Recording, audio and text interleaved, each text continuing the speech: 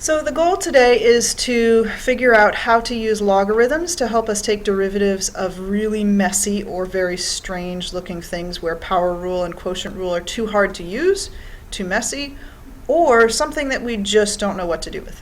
Take a look at the two functions here. We have an exponential function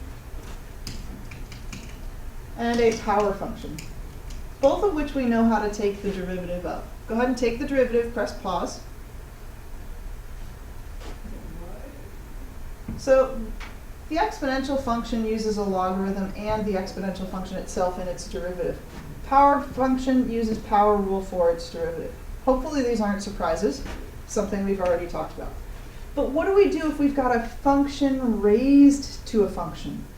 In exponential functions, we have a constant raised to a function, and in power functions, we have a function raised to a constant. But what happens if both the base and the exponent are functions? Do we use power rule? Do we use exponent rule? Instead, we're not going to try to decide who wins.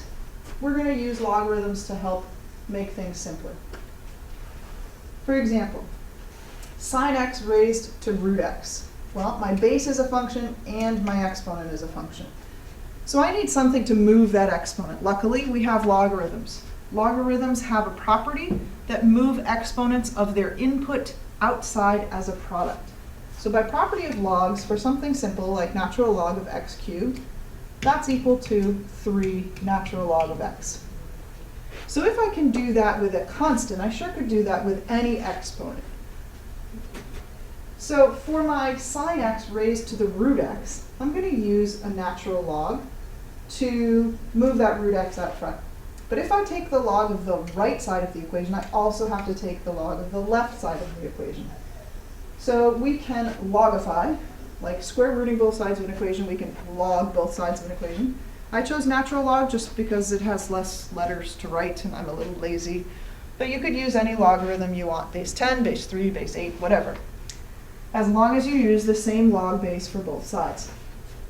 Now that I've got a logarithm and an exponent here, I can use properties of logs to separate out that exponent and move it right out front. Now I have a product on the right-hand side rather than a function raised to a function. I know how to deal with products. I also have a function inside of a function here. I have a log, but inside the log I have sine, so I will need chain rule. Go ahead and implicitly differentiate both sides of this equation using product and chain on the right-hand side, and then press pause and check back with the solution here.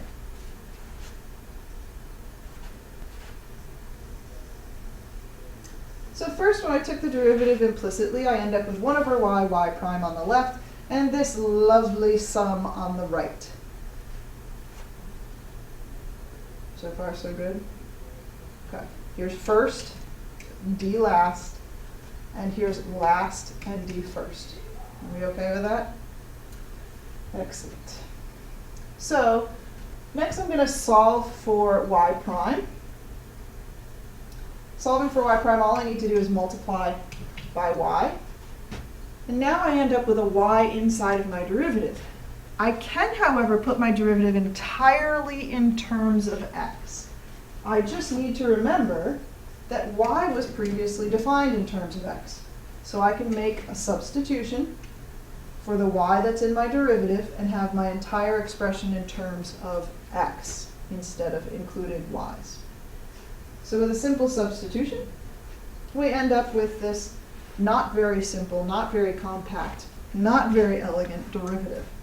But it is something we could use for finding the slope of a tangent line or the slope of an orthogonal curve.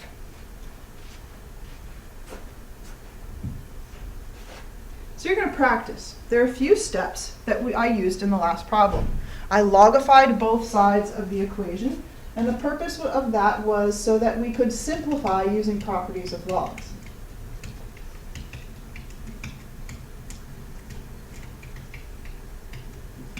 Specifically, the property for exponents. Then I differentiated both sides of the equation, solved for y prime.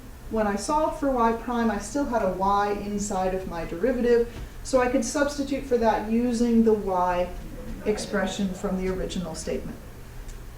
Press pause and practice taking the derivative of the first question here, y equals square root of x all raised to e to the x, using logarithmic differentiation. Press pause, check back with the solution. So the very first thing I did was took the logarithm of both sides of the equation and then simplified using properties of logs, which says I can take that exponent and bring it out front. And then took the derivative implicitly of both sides. Derivative of natural log is 1 over the expression times the derivative of the expression. And here again I had to use product rule. I have first and last.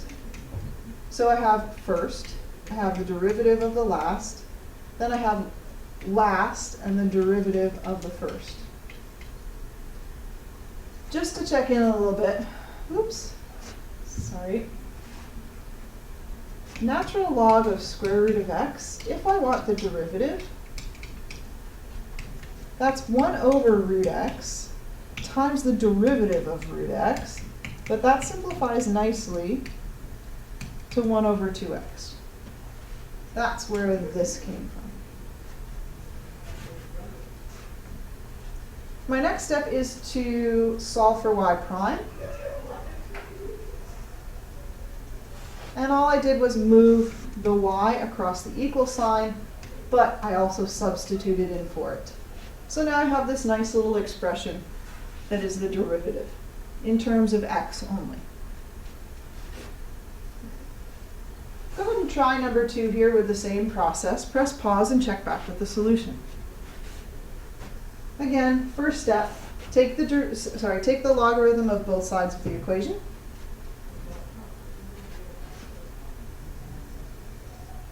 Use property of logs to move the exponent out front. And then take the derivative of both sides implicitly. My last step is going to be to solve for y prime, but first let's just revisit how this derivative came to be. First and last, I have a product again, but no chain rule here. So I have the first times the derivative of the last plus the last times the derivative of the first. This one's a little simpler because there was no chain rule involved. My last step is to solve for y prime, but I also made a substitution for the y that I multiplied on both sides using the original statement up here.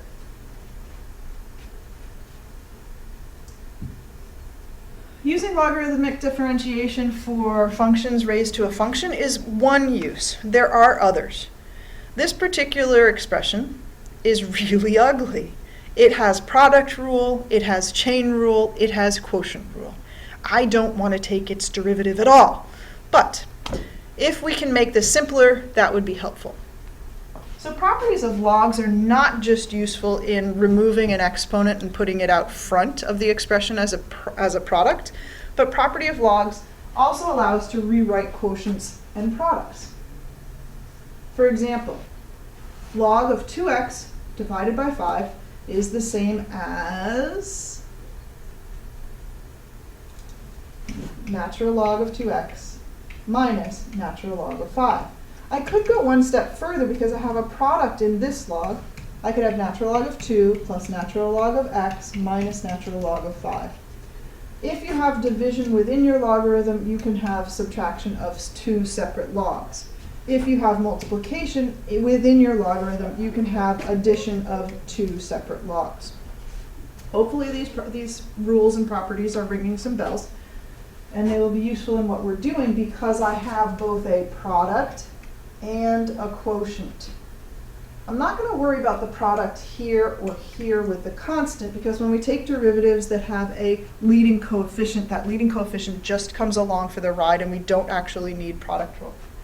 But it would be handy if I can split this ugly thing up into as many small bite-sized pieces as possible, because remember, the derivative of natural log of x is just 1 over x.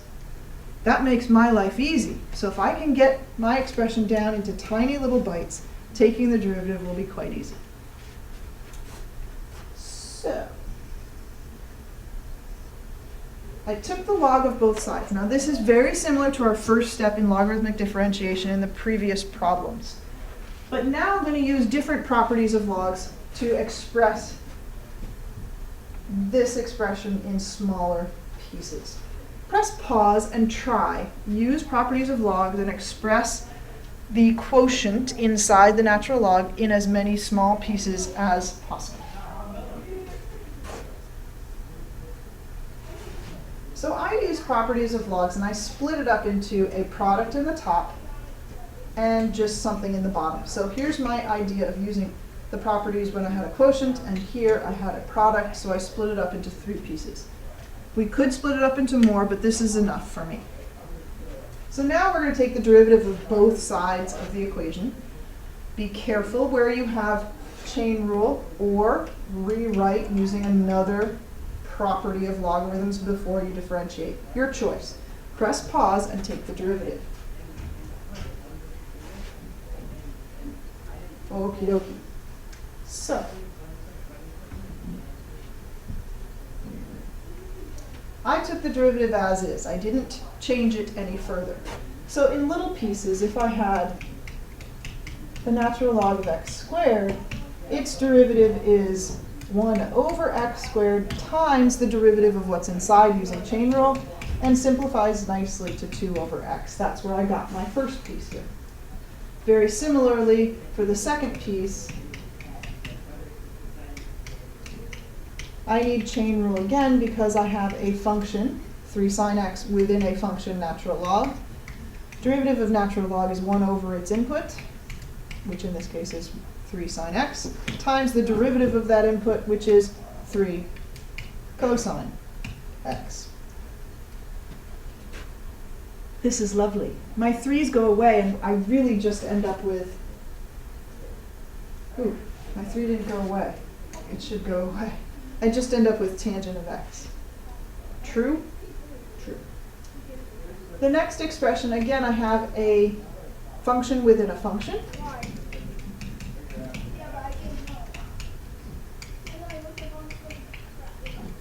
Derivative of a natural log is 1 over its input. Now I need to take the derivative of the input, which is 1/2 times that square root raised to a -2 instead of, sorry, -1/2 instead of a 1/2, times the derivative of what's inside of that square root. Ugh. So it became a little messy. So here's the derivative of what was inside the square root. Here's the derivative of the square root itself. And I lost my 4. This also is part of the derivative of the square root. And here is the derivative of the natural log. Messy, I know, but if we can do this messy one, we can do any of them. So I now have, I'm almost done. What's our last step in this? We still need to solve for y prime and substitute in for y. So just one more piece to make it just oh so messy. I seem to have lost my way here. Something does not seem right. Oh, here it is. I lost my 3. Those could cancel. These 4's could cancel. If I want to neaten it up a little, this could cancel, and with the 1/2. But I'm not asking you to simplify right now. I really just want you to be able to take these derivatives. And remember, if we multiply both sides by a y, this was our original messy expression for y. So we now have this messy derivative. Again, if you can do these hard ones, you're going to be able to do something a little less complex. Don't forget to do book problems or handout problems, whatever else was assigned, and enjoy your evening.